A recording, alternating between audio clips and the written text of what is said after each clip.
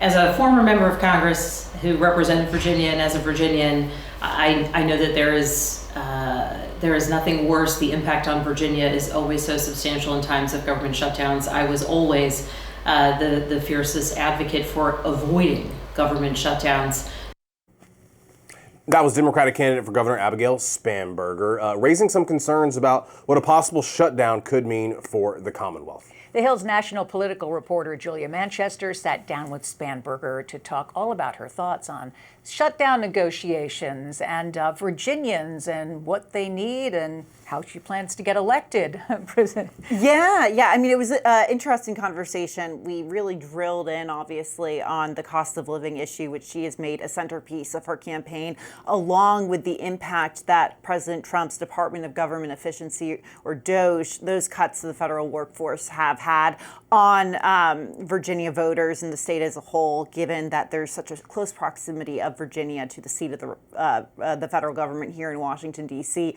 But what I thought as a national political reporter, what was most interesting was her thoughts on some of the other off-year elections that are taking place right now. You, of course, have her running in Virginia. You have Mikey Sherrill, her former roommate, actually, in Congress. No way. Right. Yeah, when they were on Capitol Hill, a congresswoman from New Jersey. She's running for New Jersey governor. And then you have Zohran Mamdani running for New York City mayor. Now, what's interesting is that Spanberger and Sherrill represent the moderate, more centrist wing of the Democratic Party. Zohran Mamdani is someone who identifies as a democratic socialist. He is very, very progressive. And all three of these candidates in New York City and Virginia and New Jersey are leading in their respective states. They're all from the Democratic Party, but they're, Sherrill and Spanberger are on a very different part of the ideological spectrum than Zohran Mamdani is. Spanberger did not, want to get in, obviously, to those races. She wanted to keep the conversation on Virginia, but said, look, I would not get elected in New York City. There's a reason why I'm running in Virginia, but, it was fascinating to get her thoughts sort of on the direction of the party, given that in the past, she's gone toe-to-toe with some progressives before. In 2021, after Glenn Youngkin won the governor's race in Virginia and Republicans made gains in the state legislature, she made a now famous comment, I think, in which she said, I didn't elect, or a lot of voters didn't elect Joe Biden to be the next FDR and, have a New Deal, if you will. They elected him to stop the chaos. I think that really speaks to her own message and her kind of ideology and how she approaches messaging to voters. She comes from a very, very competitive congressional district in Virginia. She has had a history of messaging to Republicans, Democrats, and independents. That's what makes it so interesting. You are more likely to hear a story or see coverage about Zohran Mamdani than you are about Abigail Spanberger, yet one could easily argue that Virginia kind of looks more like the American electorate than New York City does.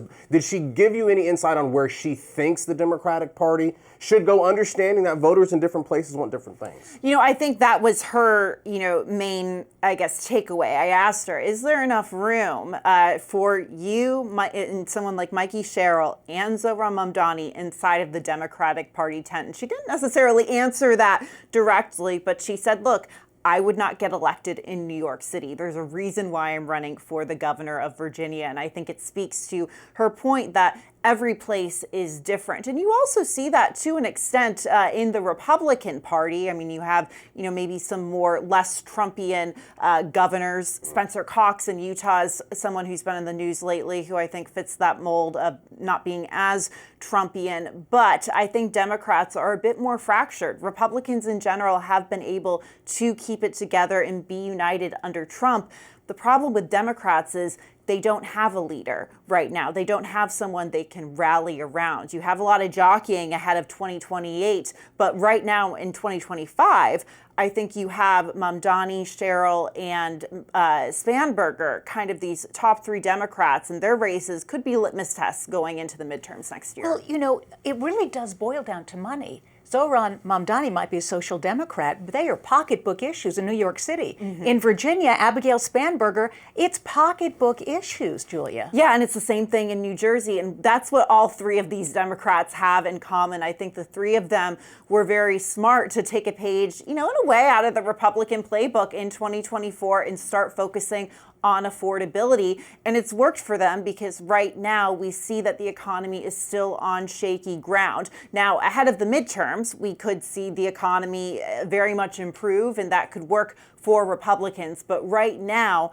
they are using that affordability message against Republicans, particularly Cheryl and Spanberger. Mamdani kind of obviously battling Democrats, or former Governor Andrew Cuomo in his own race. So this election is going to be here before we know it. What is Spanberger's sort of closing message to voters out there, and can we expect to see more ad buys, more, beyond just the gubernatorial debate that we're going to see her really getting out in the public? Well, she actually released an ad earlier today focusing on law enforcement and the endorsement she's gotten. There's, of course, the Virginia Police Benevolent Association, which endorsed her, but then the Republican nominee for Lieutenant Governor and Attorney General split that vote.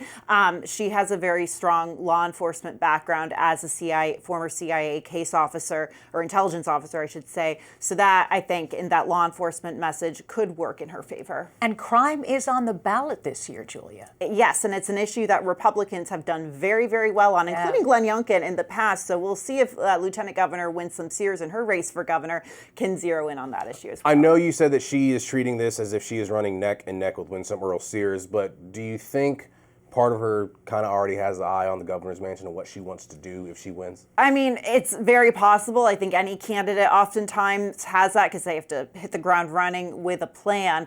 But, she's been pretty disciplined in saying this is neck and neck. I'm focusing on kitchen table issues. And I'm curious to see how that dynamic plays out on the debate stage next week. Worth noting that we've asked Winsome Earl Sears for an interview. We haven't gotten an interview yet, but we'll see them both on stage together with our partners at Norfolk, Newport News area next week. And Virginia is not Iowa, and these are only midterms. But in midterms, I think everybody looks at Virginia, Julia. Absolutely. I mean, I think it's seen as a bellwether. That being said, though, in 2021, Republicans did very well in Virginia. In 2022, Democrats did better than expected nationally. All right. We will see where things go. We are so lucky to have you along the way, every step of the way. Julia, thank you. Thank you. Appreciate it. Hey, Julia's article on her talk with Spanberger is live right now. As always, you can find all of her reporting at thehill.com.